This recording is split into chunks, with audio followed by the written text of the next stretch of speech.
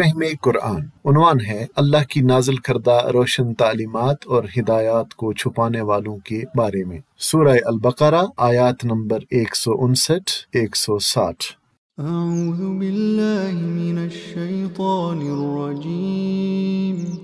بسم اللہ الرحمن الرحیم۔ إن الذين يكتمون ما أنزلنا من البينات والهدى من بعد ما بيناه للناس في الكتاب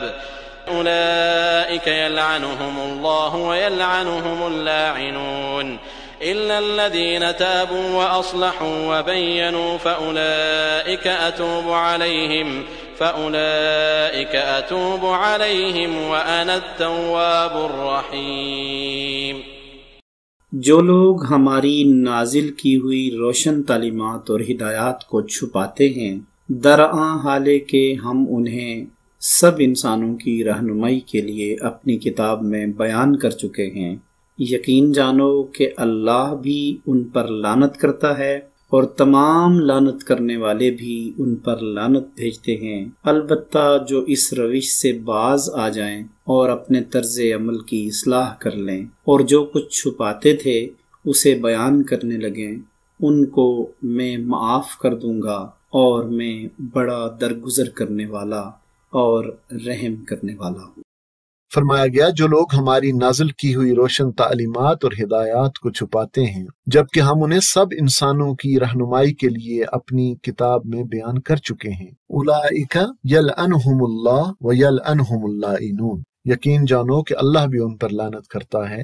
اور تمام لعنت کرنے والے بھی ان پر لعنت بھیجتے ہیں۔ اس آیت کے بنیادی مخاطب وہ لوگ ہیں جن کا دینی لحاظ سے معاشرہ میں کچھ مقام ہوتا ہے اور ان کی اتباع کی جاتی ہے، مثلا علماء، پیر و مشائخ، واعظین اور مصنفین وغیرہ۔ ایسے مسلم علماء اگر قرآن و حدیث کی بات جانتے ہوئے اللہ تعالیٰ کے واضح احکامات اور ہدایات کو چھپائیں تو اس کا نتیجہ چونکہ عام گمراہی اور فساد کی شکل میں ظاہر ہوتا ہے، لہٰذا یہ لوگ بدترین قسم کے مجرم بن جاتے ہیں جو اپنے گناہ کے بار کے علاوہ اپنے بے شمار متبعین کے گناہوں کا بوجھ بھی اپنے سر پر اٹھاتے ہیں، لہٰذا ان پر اللہ بھی لعنت کرتا ہے، فرشتے بھی، انسان بھی، اور بری اور بحری مخلوقات بھی، حتیٰ کہ پانی کی مچھلیاں بھی، اس لیے کہ فساد فی الارض یا عذاب الہی کی صورت میں انسانوں کے ساتھ ساتھ ہر دوسری مخلوق بھی متاثر ہوتی ہے۔ نبی صلی اللہ علیہ وآلہ وسلم نے فرمایا، جس شخص سے علم کی کوئی بات پوچھی گئی جسے وہ جانتا ہے پھر اس نے اسے چھپایا تو قیامت کے دن اسے آگ کی لگام پہنائی جائے گی۔ چنانچہ حضرت ابو ہریرہ رضی اللہ تعالیٰ عنہ فرماتے ہیں کہ لوگ کہتے ہیں کہ ابو ہریرہ بہت حدیثیں بیان کرتا ہے، حالانکہ اگر کتاب اللہ میں یہ 2 آیتیں نہ ہوتیں، یعنی انہوں نے انہی آیات کا ذکر کیا، تو میں کوئی حدیث بیان نہ کرتا۔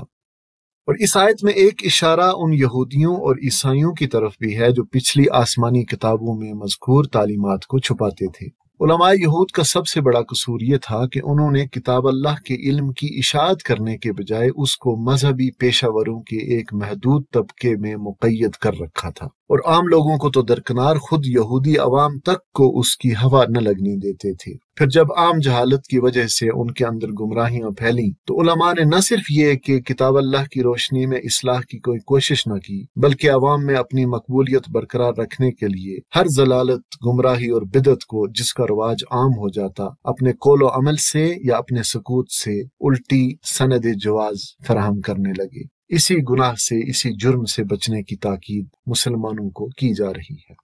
تو معلوم ہوا کہ علم دین کا اظہار اور پھیلانا واجب ہے اور اس کا چھپانا سخت حرام ہے۔ جو شخص کسی حکم کا علم رکھتا ہو اسے چاہیے کہ دوسروں کو اس کی تعلیم دے، جیسا کہ نبی صلی اللہ علیہ وسلم نے فرمایا کہ بلغوا انی ولو آیا، مجھ سے آگے پہنچا دو بھلے وہ ایک آیت ہی کیوں نہ ہو۔ چنانچہ لوگوں کے سامنے علوم دین کو واضح کرنے اور پھیلانے کا حکم دیا گیا ہے۔ روایات میں آیا ہے کہ اس عالم کے لیے جو دنیا میں اللہ کی باتیں پھیلائے ہر چیز استغفار کرتی ہے، یہاں تک کہ پانی کی مچھلیاں اور ہوا کے پرندے بھی، واللہ عالم۔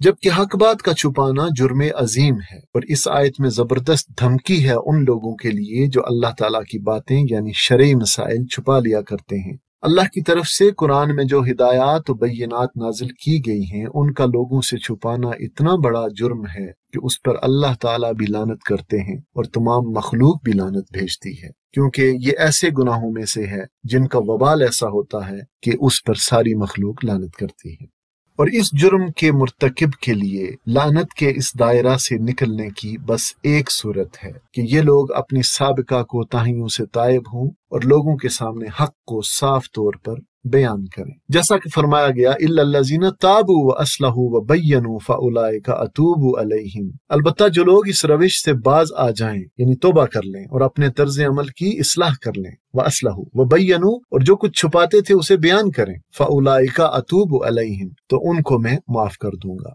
تو ان لوگوں کو الگ کر لیا گیا جو اپنے اس فعل سے باز آ جائیں اور اپنے طرز عمل کی اصلاح کر لیں اور جو کچھ چھپاتے تھے اسے بیان کرنے لگے، یعنی صرف توبہ کرنا ہی کافی نہیں ہے بلکہ ان کے اس کتمان حق سے یعنی حق کے چھپانے سے جو بگاڑ پیدا ہوا تھا اس کی انہیں اصلاح بھی کرنی ہوگی، پھر اپنی غلطی کا لوگوں کے سامنے برملا اعتراف بھی کرنا ہوگا۔ تو صرف ایسے لوگوں کی اللہ توبہ قبول کرے گا ورنہ نہیں۔ اس کی مثال یوں سمجھیے کہ ایک مصنف احکام الہی کی غلط تعویل کر کے اپنے ملحدانہ خیالات پر مشتمل ایک کتاب شائع کر دیتا ہے اور بعد میں توبہ کر لیتا ہے، لیکن اس کے جو ملحدانہ خیالات عوام میں پھیل چکے ہیں جب تک وہ ان کی تردید میں اپنی دوسری کتاب لکھ کر اس پیدا شدہ بگاڑ کی اصلاح نہ کرے گا اس کی توبہ قبول ہونے کی توقع نہ ہوگی، اور یہی بینوں کا مفہوم ہے۔ تو ان آیات سے ہمیں معلوم ہوا کہ دنیا کی ہدایت کا کام جس امت یعنی امت مسلمہ کے سپرد کیا گیا ہے اس کا فرض یہ ہے کہ اس ہدایت کو زیادہ سے زیادہ پھیلائے اور دوسروں تک پہنچائے،